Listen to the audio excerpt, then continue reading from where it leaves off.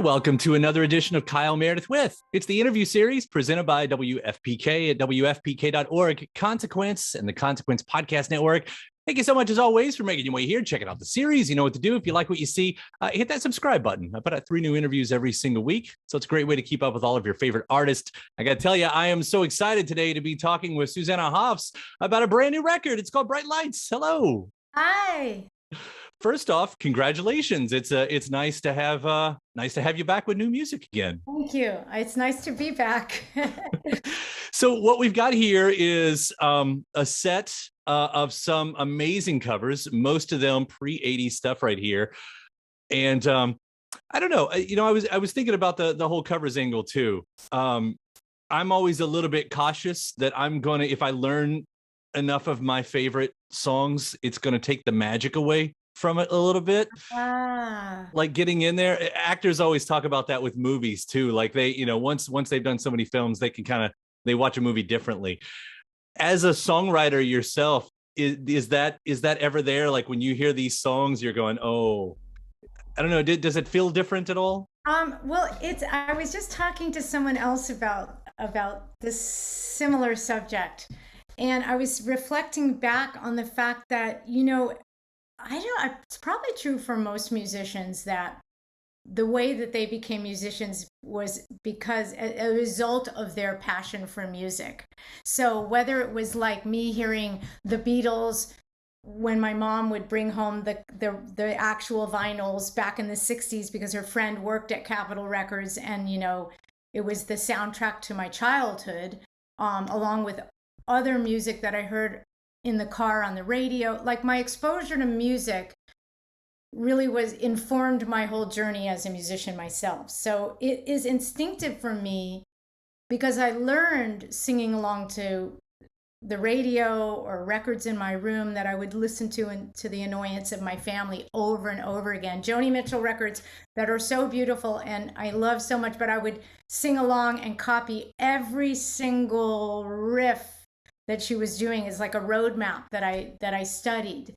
And so I think, for me, covering is instinctive. I've done it my whole life. I wouldn't be a musician if I hadn't been sort of covering along, in my own way by singing along with records. Yeah. Well, it is such a cool set of music. And I have to imagine, I mean, you named the Beatles, they're not on here, but I imagine that a lot of these might be your coming of age bands. Was that sort of the case? Yeah, I think these were songs, weirdly, that I hadn't sung along to. That was what in reflecting back on, Paul Bryan and I, who I met through Aimee Mann, who ended up singing. I'm so grateful to her. She sang on Name of the Game, this rather obscure Badfinger song. But we would just had this idea, like, let's record something. You have a home studio. And he would say, what do you want to do? What do you want to sing? I was like, I don't know. And I would kind of think about songs that I loved, but it wasn't until later that I realized they weren't ones that I studied the roadmap up, like the old Joni songs or the Linda Ronstadt songs or the Beatles songs that I sang along to as a kid. They were ones that I always loved listening to. So he would say, okay, I've got musicians on, they were all musicians I knew. They're going to come over. They're going to come around to the house. Let's do a few. And I realized when I would step up to the mic, I was like, this wasn't one I sang in my room over and over again. This feels very new. So I kind of use the analogy with covers. It's sort of like, will the dress fit? Can I do it justice? I mean, when Prince gave me Manic Monday and I drove to the studio and had the actual cassette, and I took the cassette back to the studio, all the Bangles, we all hovered around, and David Conn, our producer, to listen to it. I remember the first time I sang that, I was like, oh, it feels good. So it was like, that was kind of the thing with this set of songs on Bright Lights. And I ended up calling the album Bright Lights, partly because there's a Richard and Linda Thompson song, Bright, with those words in the title. But songs have always been bright lights for me. Like, they're like my friends on a dark day. They're like the light. They're like the light at the end of the tunnel, or the light, the sun, the sunshine. I mean, I don't know, you're a music fan. I'm sure you relate to this on some level. I mean, absolutely. I completely get what you're saying, but it is interesting, especially like I was talking about coming of age artists, and Yeah. I talk with some artists about that. I think a lot. I mean, hell, I'm surrounded by all of that right now. I've got Yeah. REM over my shoulder there, and Oh, yeah. and Bowie and everything, and there's just something about those songs, even I don't know, even because those were the ones that's like I relate to your thing about the Beatles, and I had that moment even in my childhood, but there were those moments where you hit a certain age and they just mean even more. Exactly. And you're right. You've tapped into it. These were all songs that I didn't know as a young child. Maybe the Monkees, but the Monkees song, You Just May Be the One. No, wait. Is it? Yeah, that's it. Mhm. Yeah. Sorry. I have so much swirling around. I've done so many covers with Matthew Sweet. I said they all start to run together. But yeah, like I think that it was during my period where I was collaborating with David Roback, who was in the Rain Parade and Mazzy Star. It was more, these were songs that I sort of heard after the fact. Like they were songs like during my university period, the Mhm. college student.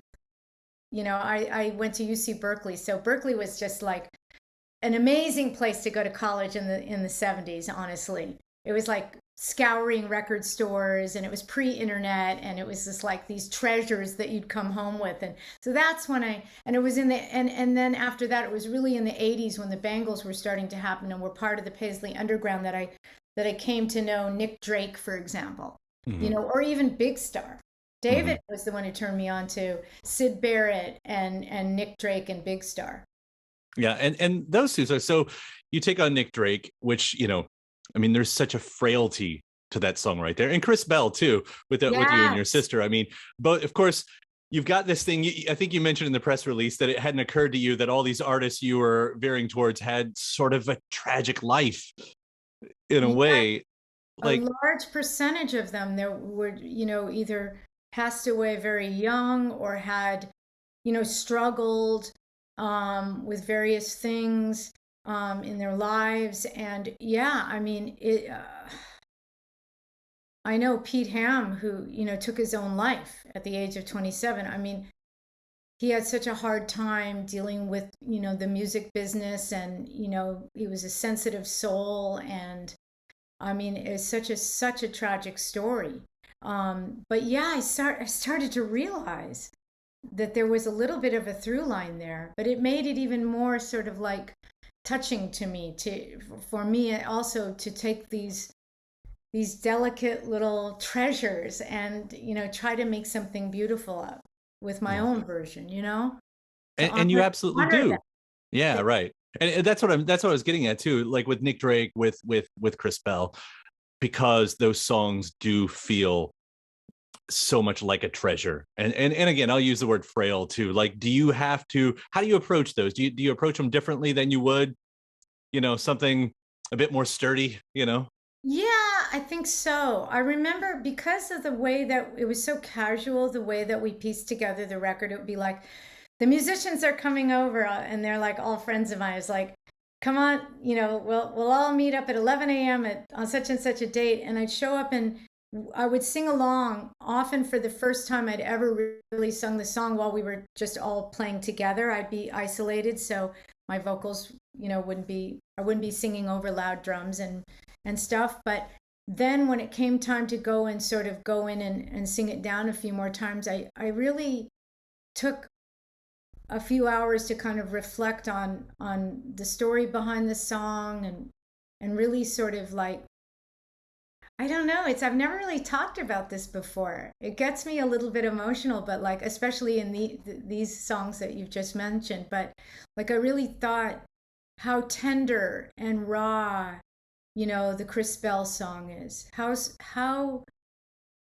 beautiful his, you know, to try to do something that was even remotely in league with what he had done, and to honor it, and to honor what he felt, and to sort of like do it justice. Like it weighed a bit heavy on me. I remember that day in particular. I just was, sat alone in Paul Bryan's living room, and I just kept just thinking about it. I just put myself in his world. And I tried to do that with every single one of the songs, to be honest. I want to see the bright lights tonight. That was like a whole different mood. That was like a sassy, I want to go out and have a good time. And damn it, I'm gonna, like each one like tells a story. There really is a narrative through line in all of these songs. So for me, it was like finding my own story for it. Yeah. It is one more thing about that, you and your sister, that's one of those songs that gives me hope that there are millions of songs in the world, billions of songs in the world, and there's no reason, when you consider his story, that song should have ever made it out into the world where we could all hear it, but it did. Like, and the great songs seem to find a way, I guess. Yes. So. I know. Actually, the person who, I reached out to friends when I started this process of like go over to Paul's and do 2 songs at a time, and then we wouldn't meet up for 3 or 4 months. And it was actually my husband directed the Austin Powers movie, so we had a chance to have dinner when Mike and his wife Kelly were in town. And Kelly is an incredible music aficionado. So shout out to Kelly for saying, "Have you considered the Chris Bell song?" A Chris Bell song, and I think she specifically called out that one. Yeah. Just, it's amazing. I was going to ask it later, but you brought it up, so I'm just going to quickly make a point here. Austin Powers, 25 years, I think, is next year, the anniversary of that. Of course, you were in Ming Tea with Matthew Sweet, huge fan of, and I noticed that like a month ago there was a YouTube page launched for Ming Tea for the first time, and I thought, anniversary on the way. Could there be a reunion at some point? I hope so. I've been longing for one for all these years. That was one of the most fun projects that I've ever done. Mm-hmm. We had so much fun. I mean, people don't realize Mike's like a triple threat, like we used to just go and hang out in his garage, and he would jump on the drums, or he'd pick up a guitar, he'd play bass. But, Matthew and I would go over there and we would just work on the songs and write them. And, it was so fun doing the Austin stuff. I love the 60s as an era. Mm-hmm. And it really informed my whole journey as a musician, because that's the music I listened to and started playing in the 60s. That's when I started playing. So, it's always fashion, the whole zeitgeist of it, the fashion, the music. And I so loved being part of the Austin Powers trilogy. Yeah. We should do a special shout out, by the way, to Stuart Johnson on the drums, yes. Stuart, because Stuart was also in Love Jones, a Louisville, Kentucky band before that. So that was my tie anyway. Is he from your area? Yep. Yeah. Stuart's from over here. So he did Love Jones, and then he hopped out and did Ming Tea and the New Radicals after that. So yeah. That's right. So. Oh my God, with Greg Alexander, was that? Oh, yep. Wow. Because Greg is a friend of Billy Steinberg, who I co-wrote Eternal Flame with. Okay. And Tom Kelly. The 3 of us wrote it, but that's how I know Greg. Yeah. So see, it's all worlds.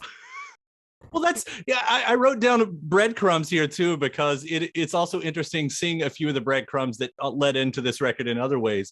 Like, it's obviously not the first time you and Aimee Mann, you had mentioned you did Name of the Game on here, but you all had done Big Stars, Give Me Another Chance with Van Dyke Parks before. Exactly. Yeah. No, I've actually toured with Aimee. She doesn't do it every year, but she frequently does a holiday show, kind of a variety show.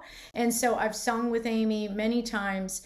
I just had never, as far as I can remember, and I'm pretty sure, her singing on Name of the Game was the first time we've actually recorded together. But I've known Aimee since the 80s, since her Till Tuesday days. I have photos of her backstage. John Taylor is there, and Aimee and me, Jules Shear. There was a whole group of us.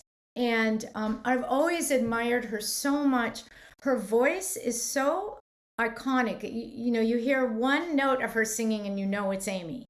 And her songwriting, I mean, she's just a gift to the world of music. I mean, she's so is such a brilliant songwriter. And so it was really interesting because Paul, to me, that Paul, she actually, it was because of Aimee that I knew Paul, but also when we were doing Bright Lights, it came up about like when we were doing Name of the Game, he's like, it would be kind of cool if Aimee sang on this. And he took the thought right out of my head. And so when he called Aimee, he's like, I'll check in with her. I'm due to call her anyway. And he before he said the name of the song, she said Name of the Game. Like she guessed it. Wow. Of all the songs. Of all the songs. And that was like chills, you know, like, and that feeling. But then like hearing her voice on the record, like that gives me chills. Like it's so beautiful. I'm so grateful. I'd love to record more with her, to be honest. I mean, I know I've sung with her live, and I knew then that we sounded good together, but now it's really confirmed with this single. Yeah. Her new album, by the way, is, I mean, I don't have to say it. It's beautiful. Yeah. She's, like I said, one of the great singer-songwriters. Yeah, absolutely. I want to quickly hit on the Velvet Underground too, because you do Femme Fatale on here. And again, that's not, you've done I'll Be Your Mirror, I think, in the past. Yeah, and I'll keep it with mine, which was the John Cale Nico Chelsea Girl record. Yeah. I just started watching the Velvet Underground documentary. It's really cool. I haven't started it yet. I mean, everybody says go watch it, you know, and I mean, everything's out there. There's a tribute album and everything. I mean, it's a nice time, but just knowing that, you know, sort of your history in that type of music and that scene, like what is it about the Velvets that keeps pulling you back? Well, there's a few people I've encountered in my journey, you know, like along the way of growing up, where all the things kind of came together and made sense. Because when I was a kid, I studied ballet really seriously.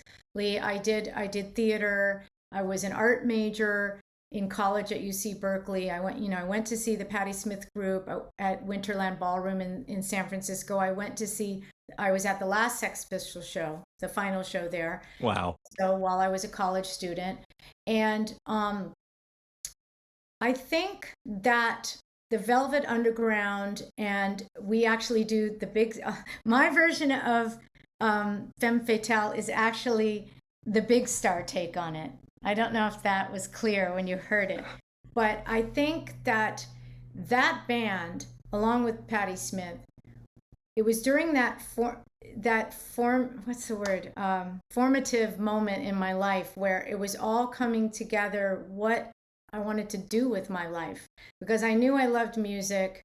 I knew I loved theater and art and dance and painting and sculpture, but somehow seeing Patti Smith and somehow going really deep with the Velvet Underground in the 70s, in the late 70s when I was a college student, living with David Roback, who became my boyfriend at the time. We grew up together. We knew each other as kids, or middle schoolers, but the Velvet Underground sort of were a real touchstone, because they weren't just a band. They weren't, you know, necessarily a band you would hear on Top 40 radio. They weren't pop stars. They were an art project. And I loved the music so much. I loved those songs. I loved the dissonance. I loved the chaos. I loved the visual. I loved that it was a little bit of everything. I loved that the Warhol scene was a happening. It wasn't, you couldn't just put it in a box and say, oh, this will be on a top 40 channel. It was its own revolution, you know, in a way.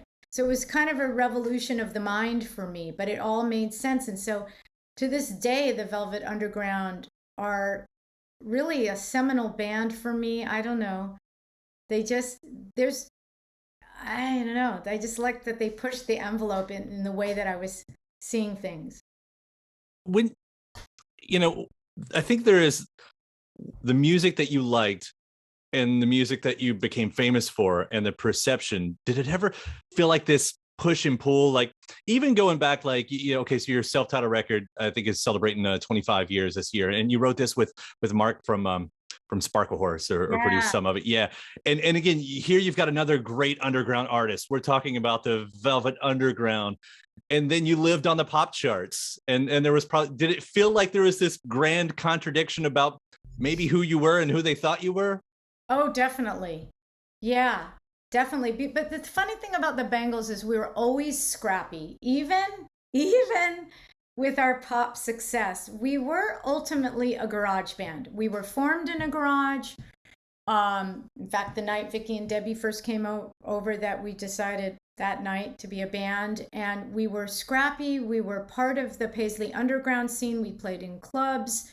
I just done another interview earlier where I was asked, did all the fashion industry people come and give, when did all that start? Did you get all the things from them? And we were like, no, we thought we were thrift store shoppers from day one through to the end. Nobody came into the Bangles scene and sort of like glammed us up. We really were a garage band. We were formed in a garage. We always were and always will be. But you know, we ended up on the pop charts, and we were, you know, some people saw us as more of a pop band, but I don't know. It's hard to put labels on these things, you know? Well, it's interesting, especially now in hindsight, watching how you took the things that you're talking about with you, even after the Bangles. And again, I'll bring up the other one, When You're a Boy, 30 this year. And there you've got, you know, I've got, let's do it right this way, Bowie over my shoulder. Yes. You know, you're doing Boys Keep Swinging, which is just this fantastic, but even at the time, that would not have been an obvious pick to cover. I know. I mean, I would say that period was interesting in that I got to play. I mean, John Entwistle played on the record. Mick Fleetwood, I think, played on something. I can't remember now. Everything's blurring together, but yeah, I mean, that felt like, whoa. There was a lot of pressure. I remember feeling, having, you know, made my exit from the Bangles, not knowing what would happen. Thinking, I mean, I knew that I was sort of burnt out after 10 years, essentially, on the road, and it was such. Oh, it was an intense period of my life. But I don't know, it's hard again, back to the idea that it's kind of hard to put labels on things. That definitely felt like a very record company record in a certain sense. But yet, you're right, there were a lot of weird choices of songs on there. It's a quirky record. It's pop, but it's you know, David Kahn produced such amazing music with the Bangles, you know, and he's gone on to produce like my favorite Regina Spektor records. I love Regina. She's a friend, but like some of the stuff that they did together is just exquisite. And then he works with Paul McCartney. He's a really brilliant producer. So he never does anything that's sort of ordinary. Everything is always a little outside the box with David, and I love that about him. I mean, I remember sitting in his office at Columbia Records when he played me this little cassette demo of Walk Like an Egyptian. I mean, who would have thought that would have been a Bangles song? Right. You know, but it became one of our biggest, you know, pop radio hits, and it's not I don't know, it's not like, you can't really put a label on that song. What is it? Yeah, that's I agree with you. That is one of those, like, it sort of sits on its own somewhere else. Yeah, and that was David as a producer, you know? I mean, I've always had a really good relationship with all the people who have produced any records that I've been a part of. You have to. It's a very close relationship, you know, because you're making something together. Anytime you make something in collaboration with someone, it's special. I want to ask about one more collaboration, and we'll wrap it up from here. But on that record, on When You're a Boy, you also, That's Why Girls Cry, you've got Julian Hatfield co-writing and singing. I'm such a big fan. What was the story with that one? Well, David, I think that he might have signed her to Columbia, or at that point it might have been called Sony. At one point it changed names. I remember liking when it was Columbia, because I thought of, like, even though it was a label of Bob Dylan and Simon and Garfunkel and you know, heroes. But so David put us together, Julian Hatfield and me. And I've semi stayed in touch with her all these years. And also she's very close with we're in kind of a network of friends who are musicians. She and Aimee know each other. Our friend Rachel Lickman has made videos for Juliana, but we were both on the Lilith Fair tour at one point together. But yeah, I loved meeting her. She's an incredible artist. Incredible. I read a memoir. She put out a memoir. She's a really, really creative and very interesting human being, and I really like her so much. Yeah, Thanks I can for see that bringing that. that crossover with how she approaches the 70s, especially musically, and how Yeah, you sort of do the same thing too. yeah. No, her sensibility is incredible. Yeah. She's also really funny. My friend Rachel Lickman does she's done a few like comedy little sketches that have been on Instagram that I really enjoyed. To check that out too. Yeah. But back to the main focus here. Again, I can't compliment you enough on Bright Lights. It's so much fun hearing what you're doing here, and again, for it to be so many threads working inside and outside this record. I mean, I don't know, if fate's a real thing or not, but all of this seems very meant to be on this album. It's great. Thank you so much. That means so much to me. Thank you. No problem. And thank you for taking the time to talk about it. This has been a Uh, real pleasure. I appreciate it. Thank you. Thanks for having me on the show. Anytime.